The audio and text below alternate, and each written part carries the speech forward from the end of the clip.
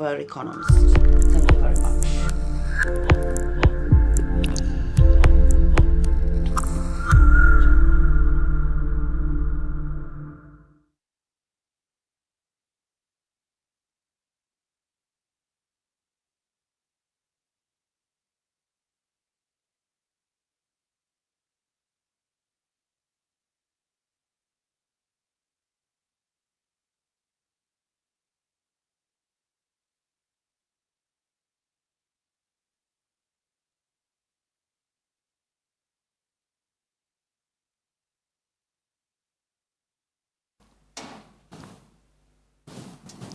Dzień dobry Państwu. Ja nazywam się Grzegorz Sielewicz i jestem głównym...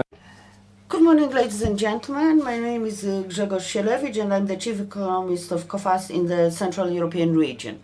Those of you who participated in our previous conferences probably remember that at the beginning of the conference we always proposed you to take a look at the global markets. And also today we wanted to show you the picture of the global markets. We've invited Christiane von Berg, our chief economist responsible for the northern European region, including the German market. And this part is going to take place in English. And those of you who've registered to the conference selecting Polish as the language are going to listen to simultaneous interpretation. We'll continue in Polish the whole discussion. Yeah, I thought that would make it very interesting. I would have not most of the times and smiled and hoped that we get through this presentation, but I'm very thankful that you switched to English.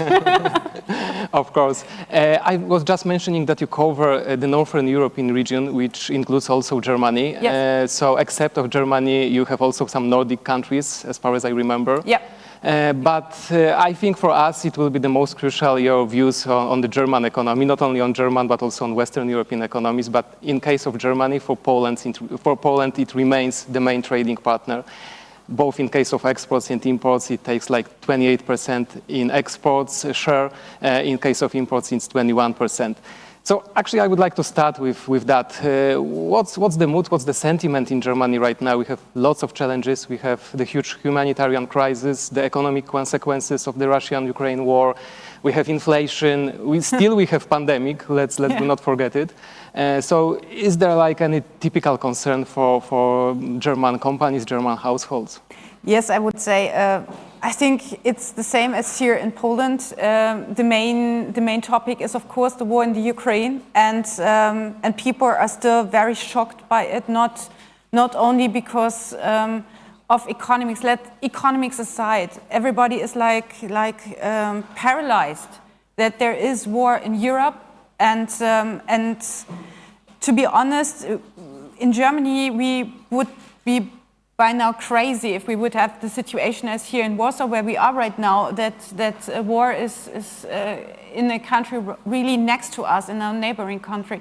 So this is the mood right now. Everybody is very sad about the situation. I mean, we had 2 years of pandemic. It's not that everybody was in a good mood before, and then there is the war. But we also see the qualities that came up. So, for example, the relationship with Poland has deteriorated a bit because of the quarrels between the EU and Poland. But now everybody is looking at Poland and see what incredible hospitality it is here in Poland for the refugees in the Ukraine. And I can assure you, Europe will not forget that. So that's the situation right now. But of course, everybody is also afraid that there could be a stop to gas and oil coming from Russia, which would break a little bit our neck in the German economy. Mm-hmm. Well, great to hear that Poland is appreciated. Me also personally as the Polish person. But indeed, even for me, it's quite impressive how many persons help Ukrainian refugees. So indeed, I fully agree with you.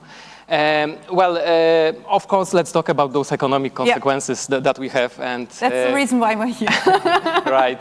And we have just recently revised our GDP growth forecast. That what the audience can see right now is our latest revisions. Actually, we did it on 22nd of March. It's quite crucial right now to talk not only about the quarter of the revision, but even a particular day of the revision, because we have so many factors, the uncertainty, and so on. We can say that Europe will suffer from that, definitely. We see some Central and Eastern European countries like Baltic ones, Lithuania, Latvia, Estonia, that will also suffer not only from indirect links, but also direct links, because they used to trade a lot with Russia. Although the part of that was, like in the case of Lithuania, was re-exports going to Russia, but nevertheless, it was a substantial part. Also, Poland is going to suffer with that, but we see also Western Europe also in the, let's say, the same area with deteriorated GDP growth. So here, like for Germany, you decreased your GDP growth forecast, but I think we still have the huge uncertainty, so we will do it like many times, not only for Germany, but I think for a number of countries. Yeah, it feels like this is our new hobby, to be honest. I mean, as you said, we do not give a quarter, we give a certain date, because then a sanction is coming around the corner and you think, cool, now we have to revise again, now we have to do all this all over again. Yes, Germany, as most of Western Europe, we see it all in this blue area. Blue means a strong impact on the GDP. Green means a positive impact, actually, and this gray is more like not such a big effect. And yes, in Germany, it is that there is quite a strong effect. A bit from direct trade, although Russia is not that important to us. If we take gas away. Gas is always the joker. But then there is the second round effect, and we will talk about that later on, that gas prices are going up. Even if you are not directly related to Russia, it is the European gas price which goes up, and we will talk about that later on. But I mean, Germany, the backbone of the German economy is German industry, and like chemicals, like automotive. And this is all working with energy. So if this goes down, then, and if gas even should stop, then I have to take another color, I guess, for Germany. Probably right, yeah. And by the way, we see also some countries here on this chart in green color, but it does not mean that they will actually benefit strongly from the war itself, because that's not. There are, as you can see, there are the Middle East, countries from the Middle East, which are oil producers and exporters. So once we have those higher prices of crude oil, of course, for them, it's beneficial not only for the budget situation, but also for GDP growth levels. But don't you think it's really interesting that the Iran is now again on good terms with the US? It's like a bit like an on-off relationship. Yeah, exactly. It was sanctioned recently, and then it actually disappeared, all this restrictive approach to that. Okay, now we are good friends again, and if I would live in the Iran, I would be now very cautious with the US people, because, I mean, they change their minds so often. That I would not rely on that.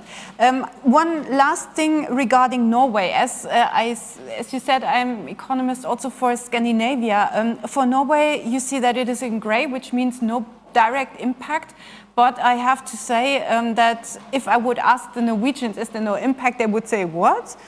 Because, of course, the consumers, believe it or not, they have to pay quite a high price for energy, even if they're producing it themselves. That's not really fair, I would say. But of course, the oil producers are having the business of their life right now. So this is leveling each other up, and this is why in complete there is no effect, although there are winners and losers in the economy. Definitely. And, we already talked a lot about this impact, but let's list all those factors, because we have to remember that, as you said, Russia is a significant producer of commodities, energy commodities, so like natural gas, oil.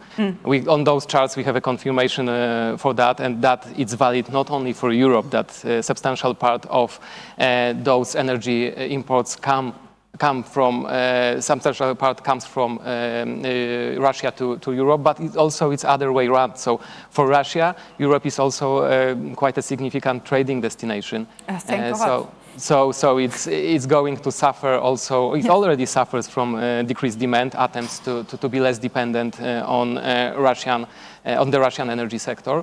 But let's do not forget other, let's say, components of that. So we have, for example, the agricultural commodities, which not only Russia but also Ukraine, they are significant producers and exporters of those commodities. Here we have examples of wheat, corn. Especially the latter is produced and exported by Ukraine, or rather used to be exported by Ukraine, because right now those supplies are disrupted. And we can go further. For example, sunflower. It's not only sunflower itself, but sunflower oil. I think that even in Western Europe, you had shortages of sunflower oil already. I wanted to ask you the same. Did you have that in your grocery stores too? Because in Germany, you cannot get any sunflower oil. Not that it is a very important thing in Germany, but as with everything, if it's scarce, then out of the sun, everybody needs sunflower oil. And also we have with flour. So flour is short too. Do you have something similar here in Poland? Well, actually, in terms of shortages, to tell you the truth, I haven't noticed that, at least so far. You're not a bakery or frying person? No, Okay. me rather not. So maybe that's the reason I haven't noticed that. I have to look at hard data probably, not at my shopping habits. Okay. But nevertheless, also Poland produces some sunflower, but definitely it's not the same level that Ukraine, and it will not substitute. Then going further, we have also metals that are produced by Russia. Here are some examples of palladium, nickel, aluminum. Jarek just mentioned steel production. That is also very important, and lots of industries depend on that. And again, let's do not forget Ukraine. I think the good example comes from production of neon. So in Russia, they used to produce steel, but they send it to Ukraine plants to have it processed. And then neon is used like in the semiconductors business. And as we perfectly know, we have a shortage of semiconductors. And right now, that's strengthened a lot. And with those dependence on Russian metals, that's quite scary, I would say, because indeed supply chain disruptions will not even disappear, because we hope that they will disappear perhaps in the second quarter of this year. But definitely right now there's another negative reason that they will stay. It's not risk. They will really stay with us for a longer time. Exactly.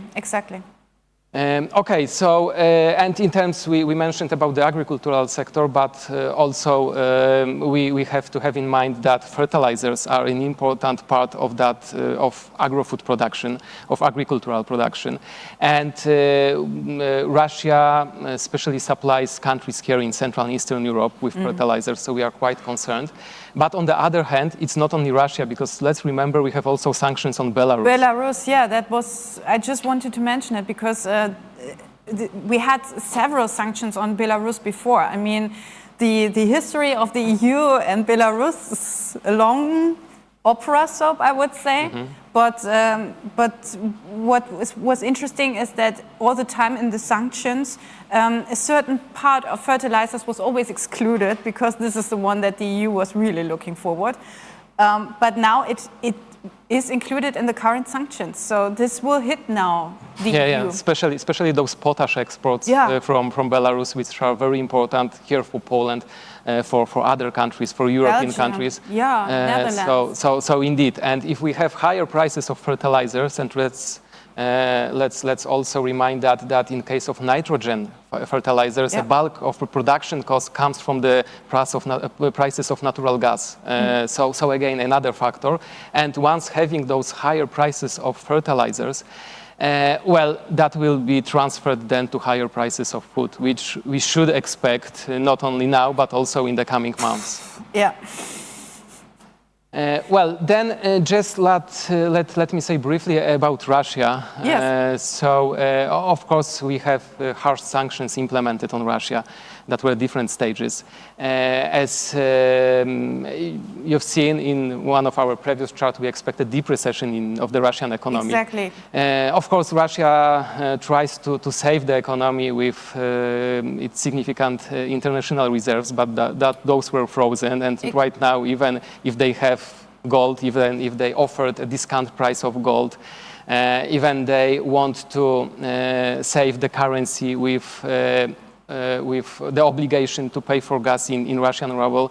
Okay, it helped the currency somehow, but nevertheless, the Russian economy will be in the recession. Exactly. And it depends also on that's what's coming from Western European countries, not only Western European, but also the US, partly UK, some Asian countries. Canada.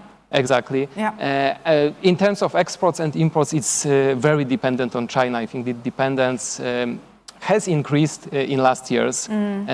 So it is number one, whatever we take a look at exports and particular components like here, or imports and also the particular components. But especially when you sum up all those lines, when you have capital goods, so those that are used in the production process, you can see that there are Western European countries, while there are also the US and, for example, South Korea, Japan, that also implemented sanctions on Russia. So I think, indeed, those harsh sanctions will make effect on the Russian economy, whatever it will do. If you look here at the bars, it's always like first China, or China first, and then second it's almost everywhere Germany or Belarus in food, but it's always like we are sending a lot of our products also to Russia. Most of the time for also production parts, but yes, we definitely see that also in our numbers that our exports to Russia have fallen down. Yeah, and I think that really made an impact on the Russian economy. We've already heard that, for example, Russian car factories, they decreased the number of shifts. There's also declared that cars will be like in a quite weaker version, so with no audio or things like that, due to the shortage of inputs coming from Western countries. And by the way, the demand will be not the same because Russian economy, Russian households will perceive that. You said the right point that China is the number one here for Russia, so I would expect that even it will strengthen for Russia those trade links between China and Russia, although like compensation of that what is going, or rather is already lost from inputs coming from Western countries will not be compensated by China. First of all, they are not able to compensate that fully, and the second one, let's be frank, the quality of that will not be the same, like for example dual goods coming from the US or from European factories. And talking about China, because it remains, let's do not forget that once economies recovered from this pandemic doldrums that we had that started in the second half of 2020, we've seen that there were already supply chain disruption, increasing prices of various commodities, energy, and so on. And what also affected Poland and other global markets was that the shortage of components coming from China was quite significant, especially at the first stage of the even not pandemic, but the epidemic. That was January, February 2020. We've seen that those lockdowns could affect supplies. And right now, although we live with pandemic like for more than 2 years, it seems that China is still very restrictive on that with its zero COVID policy. Exactly. So I think those supply chain disruptions will not be only affected by economic consequences of Russia-Ukraine war, but also by China itself. Yeah, we see it a lot right now. So because of this increase of the Omicron variant again in China, they had a lockdown in Shenzhen. Shenzhen is the second biggest port in China, and now we have a lockdown in Shanghai even. Well, if we are talking about lockdowns, it's not really that even the port is locked down, so they remain open. That's a good sign for us.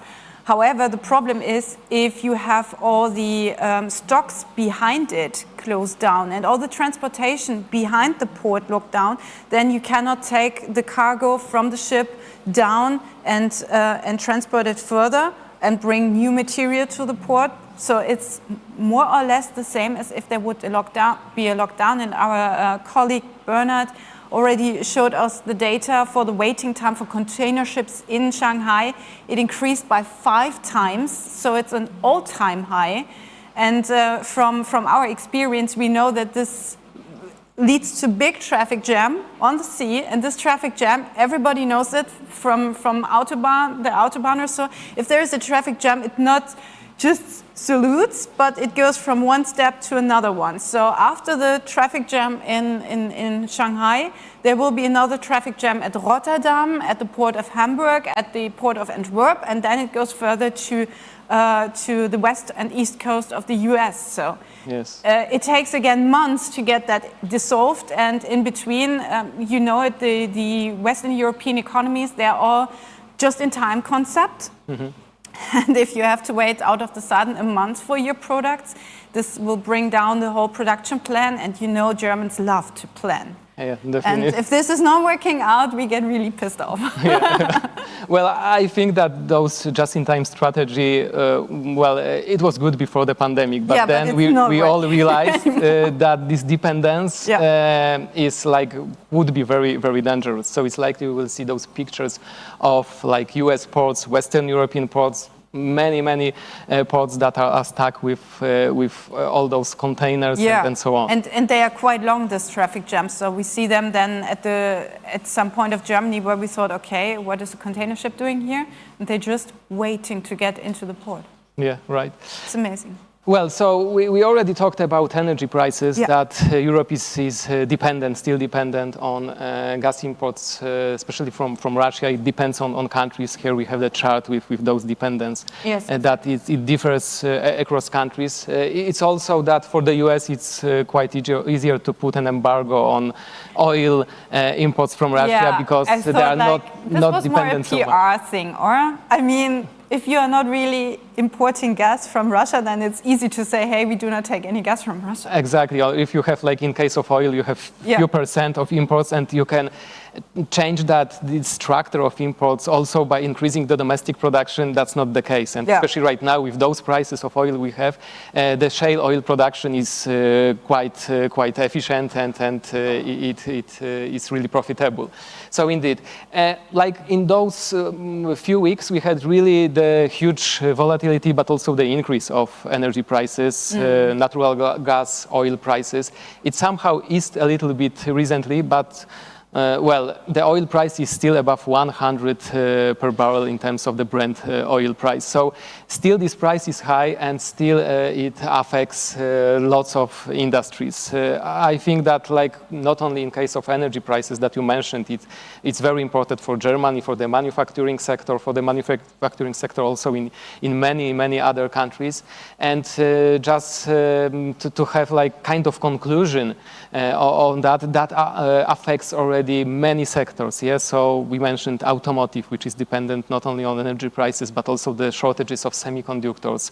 There are concerns on demand, but we have also extended that to other sectors, transport, chemicals. Yeah. We mentioned agro-food one, the energy one, also wood, because wood was sourced also in Russia, Belarus partly, and those prices increased a lot due to the conflict. So we see that those consequences for various sectors are really, really wide, and they are not going to disappear in a moment. And in addition, there are second round effects coming up. So if we, for example, take the example of the Netherlands, where we see 15% are directly coming from Russia, and the rest is coming from other sources. They are also producing themselves gas. Then you would think, maybe the impact for the Netherlands is not so big, but you see it here with the gas price. It's so high that it is not the gas price for Russia. It's the European gas price. So they have to pay it even if they produce it themselves. Exactly. And in terms of the Netherlands, they have variable gas prices, the poor people. So around half of the households have contracts that are adapted every 6 months. So this is why right now these extremely high natural gas prices are directly, really promptly going into or transferred to inflation. And if inflation is high, then purchasing power is down and they cannot consume it. And I think this is really a main thing that we should talk about now in this slide. Correct. Well, indeed, I think even coming back, we said that before the war we had high energy prices and supply chain disruptions. Those two factors fueled inflation growth, and right now it's going to strengthen even more. So we have March data for inflation coming in. For example, in Poland it was 10.9%. 10.9. Yeah, so it's like nearly 11%. You should ask for a wage rise. I think I will. Yeah. I will. I don't know if I will be successful, but I will with such a high inflation.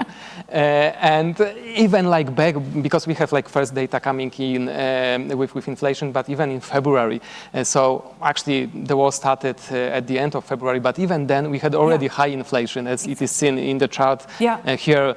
All over Europe, and especially countries in Central and Eastern Europe, as you can see, all of them were above the European Union average. So there are, of course, countries like Lithuania, Estonia, which are in Eurozone economies. They were not able to increase interest rates, but actually that's not only the fault, because there are also many other reasons. There was also statistical base effect a year before. But even those countries that increase interest rates, so Czech Republic, Poland, Hungary, Romania, inflation there already in February was relatively high.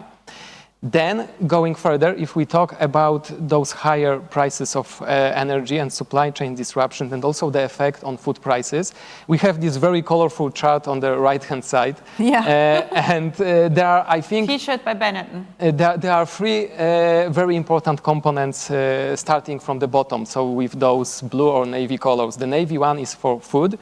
The blue one is for housing, so heating prices, but also energy prices and so on. This light blue one, so the second one from the bottom. And then the next, let's say, it's, I think, dark blue, it's transport, so also the costs of fuels. So that sums up, depending on the country, but roughly it's about 50% of the inflation basket. And if we are concerned about the increasing inflation in all those three components, which are very important, which constitute around half of the inflation, then you will have also the transfer to the headline inflation, quite immediate one.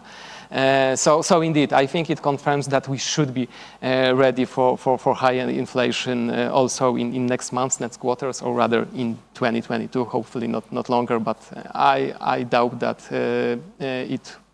I think that it will extend also then. Have you ever experienced such a high inflation? Well, we did, but we did at the beginning of this century, at 2000, so it was a period of that. Of course, I wouldn't like to compare that just after the collapse of the communism, and that where we had a hyperinflation and so on, but that's a completely different story. But for last 20 years, more than 20 years, so more than 2 decades, we haven't recorded in Poland such a high inflation that it is right now. Yeah, because in Germany, the inflation rate is the highest since 1981. I was not alive at that moment.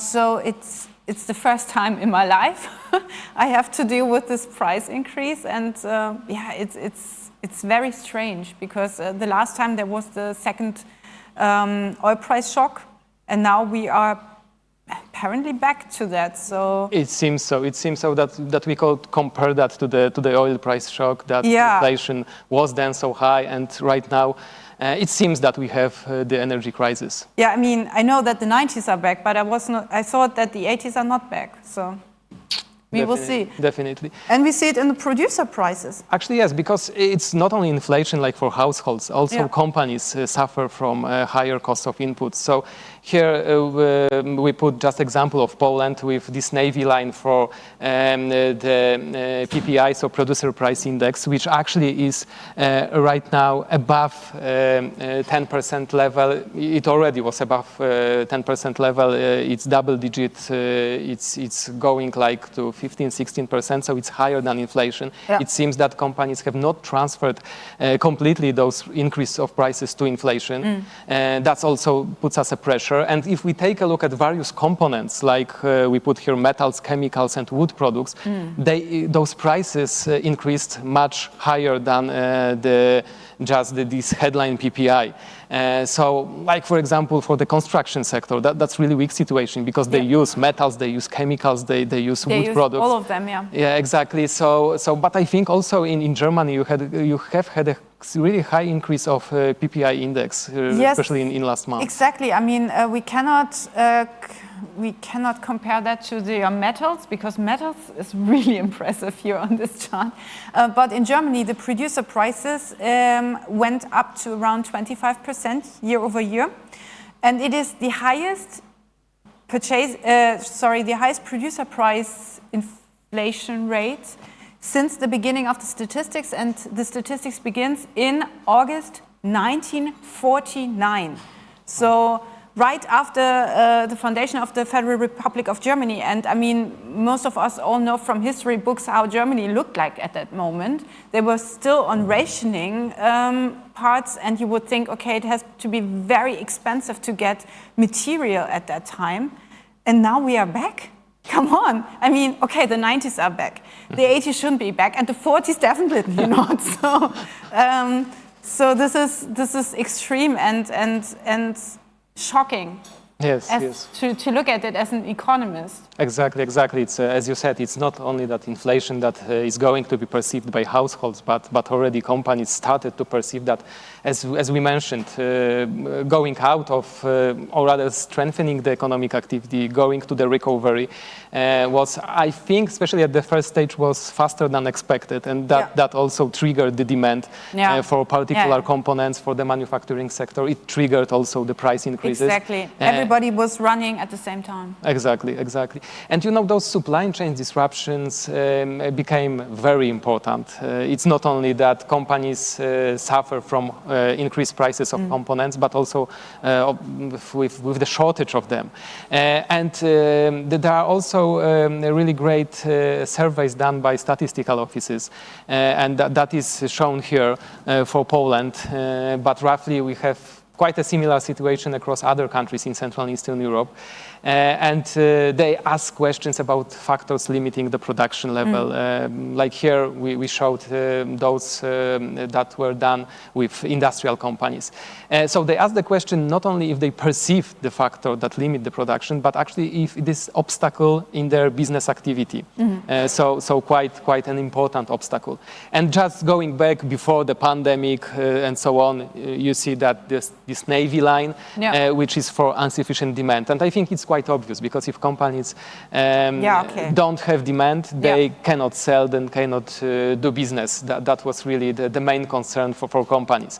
But it started to change actually in 2017, 2018, when here in Poland we started to have labor shortages, or rather labor shortages accelerated. The situation on the labor market improved.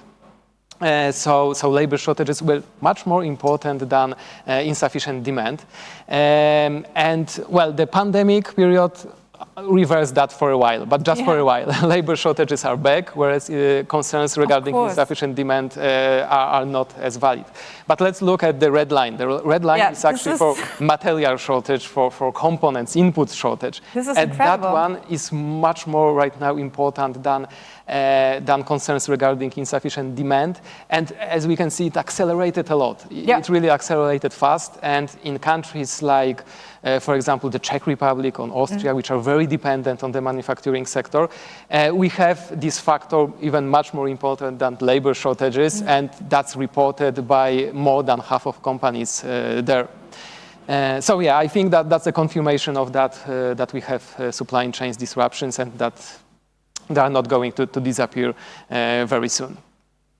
Well, and in case also of the consequences, I think one of the most crucial one is that we have a stagflation risk here. So as a reminder, the economy will be stagnant, whereas we are going to have high inflation. I think that's also the consequence of that. Well, it comes from that what we already said.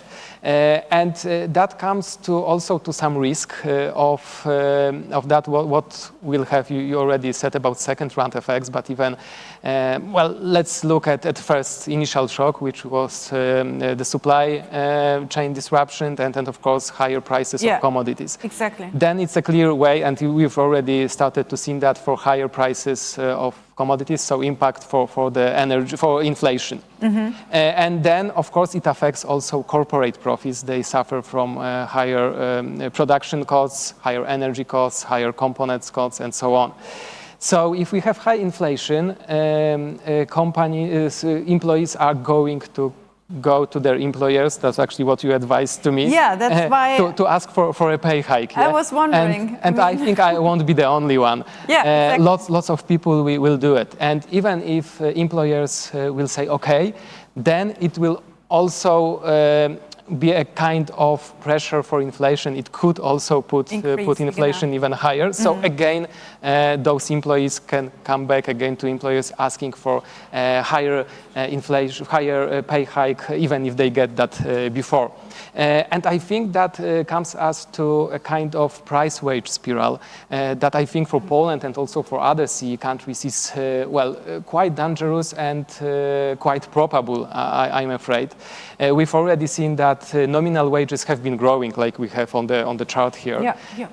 But when we take a look at that in real terms, this increase is not so high. So especially households perceive that despite even wage increases, their purchasing power has not increased in line with that, with such a high inflation. End, it stayed unchanged or even decreased. And I mean, if you have lower purchasing power, then I would think twice to go on a shopping trip here in Warsaw at the mall, or think about maybe I should save it, because especially right now with all the uncertainty coming up. I mean, this war is also an uncertainty for us. We do not know how it will progress, what will come to us. If, I mean, in the worst case, they could attack Poland, and if this happens, we have the NATO defense case. So then we are all stuck in it. And if we have this, then probably you stay before a bit cautious with consumption, because you do not know if you need the money for it. And then we have no demand, we have higher prices for the companies, lower profits also because of higher wages, and this means the inflation circles going up while there is no growth. Yes, that's correct. You know, talking about higher inflation, I think that the response here could be from the monetary policy side. Yeah, you have a central bank who is just dealing from one country. Yeah, actually, they have also the meeting today, so it's likely that they will increase interest rates in few hours, or rather shortly. Perhaps they already did it, but just this information will be communicated shortly this afternoon. Wow, this is but real time. Yeah, exactly. But I think that, well, of course, for us, it's important what our central bank does, but despite the fact that we are not the part of the Eurozone, of course we closely monitor what the ECB does. We've already seen some actions done by the US Fed, which also, like, globally is very important. In case of also Poland, we follow that. But actually, what's your view regarding the actions done, or rather that are going to be done by the ECB? Yeah, the problem with the ECB is that the ECB is not doing the monetary policy for one country, or maybe for the majority of the people living in the Eurozone, but for 19 countries who have the same weight in all the decisions. So this makes it quite complicated, because we have on the one side Northern Europe, who wants to go like, rate increases as fast, as hard as it could be. And on the other side, Southern Europe says, oh my God, our public debt will blow up if we just have to pay higher interest rates on our debt, which will be the result of higher key interest rates. And this is the balance that they have to keep. And what they decided right now is first they were really going slow and see what will happen. You see it in the example of the key interest rates. I included Poland because Poland is here kind of the it girl of central banks, which is going first, which is going bold into it. And then slowly UK and US are following, while the ECB is still like, should I stay or should I go? But the Solomonian way here for the ECB is right now we have still quantitative easing going on.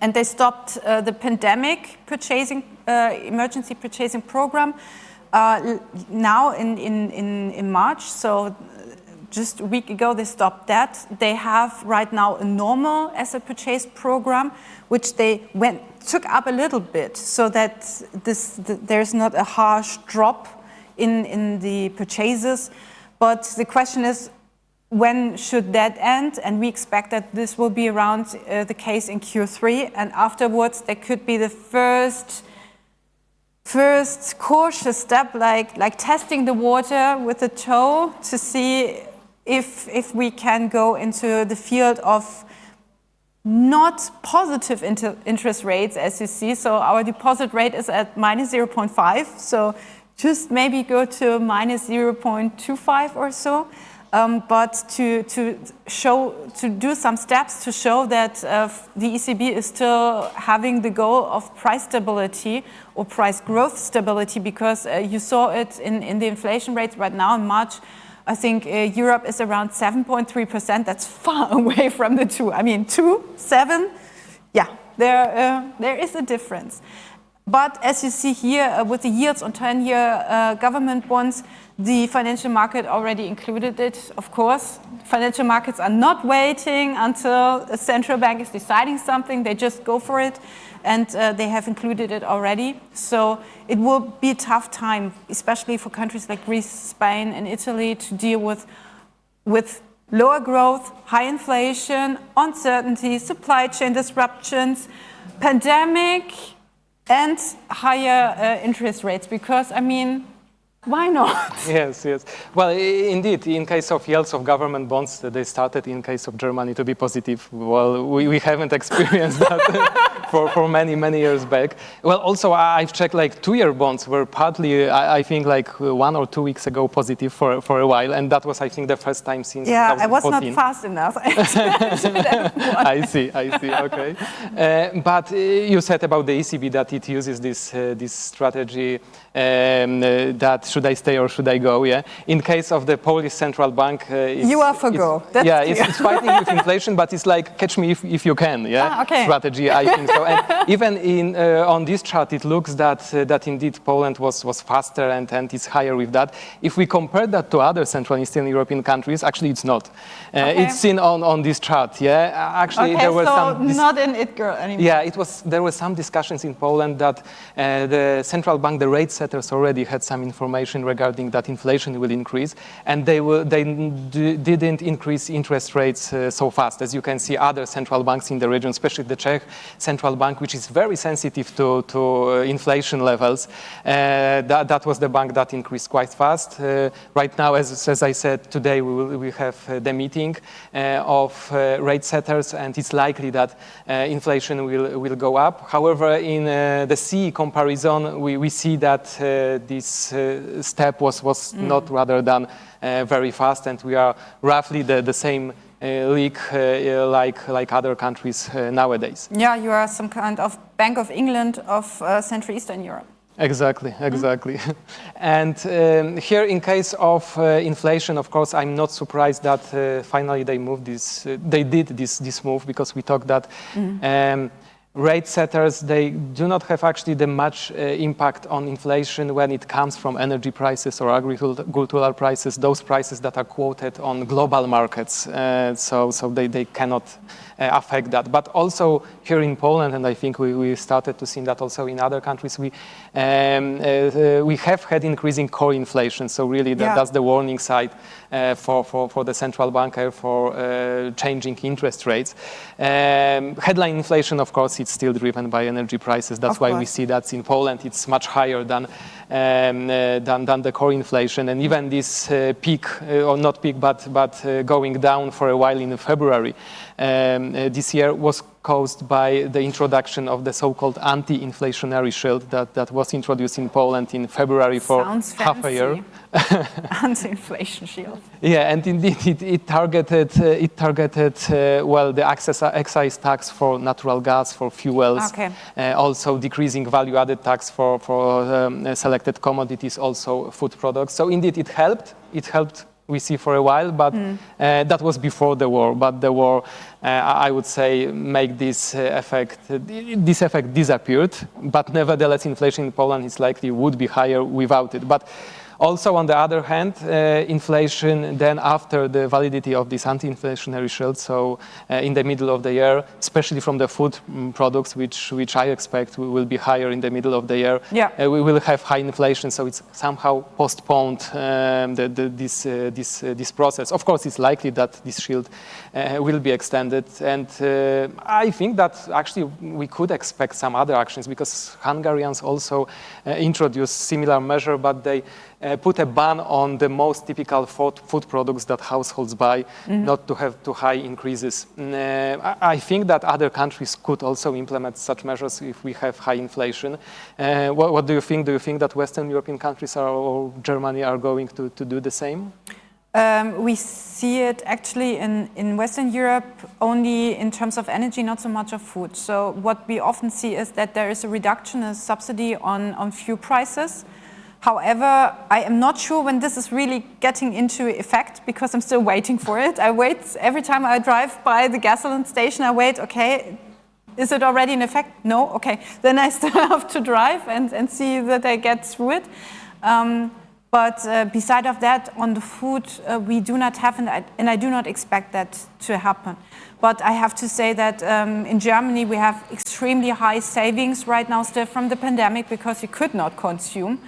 You could not go shopping that much or especially service consumption. So that we have still enough buffer to work through it even with higher food prices. I see. Yeah, in Poland here some other measures are also introduced, also for the prices of fertilizers to support farmers. So indeed it should have some impact, but it will not compensate this increase of what we've already seen and will increase. And well, now as a final point of our discussion, let's go for a minute for some microeconomics. So we have those payment surveys that we ask companies what are the payment delays across countries, and you have also that for Germany.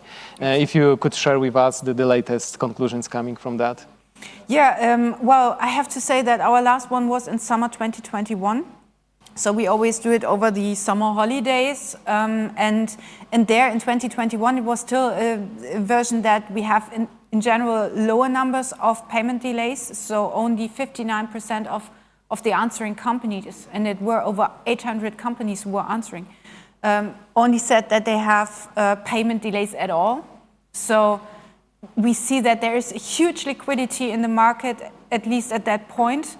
And then also a decrease in the time of delays because now it is clear for everybody if you are not paying your bill in the time, then it could affect really the other companies that could be coming up in insolvency. So right now everybody's very urgent to get the payments done.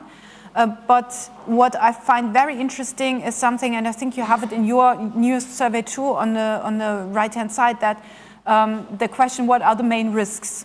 And what we definitely see in the last years is that at least Germans, I don't know about Polish companies, but Germans can only concentrate on one risk at once. Even if we are in a environment where you can choose between several different risks.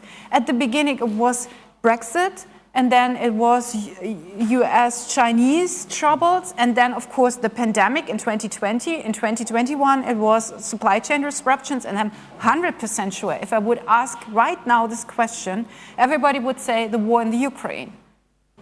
And forget all about COVID and forget all about supply chain disruptions. Oh. So this is really an interesting thing in Germany, only one risk at once, although everything is hitting us right now. Mm-hmm. Well, I think that would be roughly the same in Poland. Here we have the Poland payment survey, which nevertheless we've done at the end of last year. We collected the answers, so that was before the war. So also we see the impact of the pandemic here, but not the Russian-Ukraine war. Yep. And here talking about what you mentioned, so that German companies could or households could focus on one risk. Well, we have something similar in Poland because the impact of COVID-19 on the Polish economy is not anymore the main concern, although it remains somehow important. It was mentioned also by companies here. But the usual factor that they complain on taxes and other fiscal burden, especially the quite sophistication, it's that they are unstable, that there are lots of changes that came back. So it's an important obstacle for them in their business activity. But beside that, you showed us that average payment delays in Germany dropped in 2021. Exactly. In Poland, it's actually not the case. They drop, of course, in 2020 due to the massive support measures that we had introduced. But with unwinding support measures, we've seen that the liquidity situation of companies in Poland started to deteriorate. So it means payment delays started to increase. And but on a low level. On a low level. I mean, 56 days. Yeah, relatively low level. But you know, it's those nearly 56.7 days is roughly the same that we had in 2019, where it was 57.2. So back to normal. Exactly, back to the normality. And I think it comes with no surprise with unwinding the support measures. And that's not only in case of in case of delays, payment delays, but also in case of insolvencies. But you said in Germany that still payment delays were going down. Is that the same in case of insolvencies, that you had a decrease? You had increase of insolvencies last year? In Germany, it is. We still have a lot of support measures going on. So unfortunately, we do not have back to normal. We are still at the end of the last year 12% below the levels before, and you see it's far below what is needed anywhere. But when we are looking about the damage for the economy, it is not the numbers of insolvencies, because just think about if this would be only very small construction companies, then there must be a high number but a low damage to the economy. But if you have low numbers but very big companies going bust, then you have a high damage to the economy. This is what we see here on the other chart. It's the expected liabilities from corporate insolvencies, and this is not a number that we at Coface are working on. So this is not our Coface number. This is the number of the statistical office. And they do an estimation of what does the insolvencies cost. And right now we are at 48.3 billion euro. So 2021 was definitely the most expensive year for us in Germany since 2009. So if anybody would ask me, when is the wave of insolvencies coming? I say, hey, we are right in it. Yeah, you're right. And that's also consequences for lots of counterparties of these companies. Exactly. Indeed. In case of Central and Eastern Europe, and I can see we have like 3 more minutes, so let me just finish with insolvencies. Well, basically, it's roughly something similar to that what has been experienced in case of Polish payment delays. We see that there was a decrease of business insolvencies in countries. Here we have some examples like Czech Republic, Hungary, Romania, Slovakia. There was a decrease in 2020 thanks to those introduced measures, so supportive measures, exactly as everywhere. Yeah. But then in 2021, with unwinding support measures, we had an increase here in all those countries. And nevertheless, situation looks quite a little bit different in Poland. Only because we have like there were dedicated proceedings introduced. So even if we would just focus on those which is navy and green bars, which are those announced by courts, roughly it would be the same. So it decreased in 2020, then it started to increase in 2021. But we had a special dedicated proceedings called simplified proceedings for approval of an arrangement that were dedicated, just introduced during the first wave of the pandemic to help companies in their liquidity problems, and they were used a lot. That's why we see such an increase of total proceedings last year. Right now, we have some changes to the legal system, also technical one. So it's likely that the figures for the first quarter 2021 will not give us like reliable results. But anyway, I think we should expect an increase of business insolvencies, not only in Poland, but also in other countries. So more risk coming up. Exactly. More risk and I think lots of challenges. I think that's a good conclusion of our discussion. Okay, Christiane, so thanks a lot that you joined us in Warsaw today. That was a huge pleasure for me, for all of us here to have you here. Thank you for the great discussion. Thanks a lot. Thank you, Grzegorz.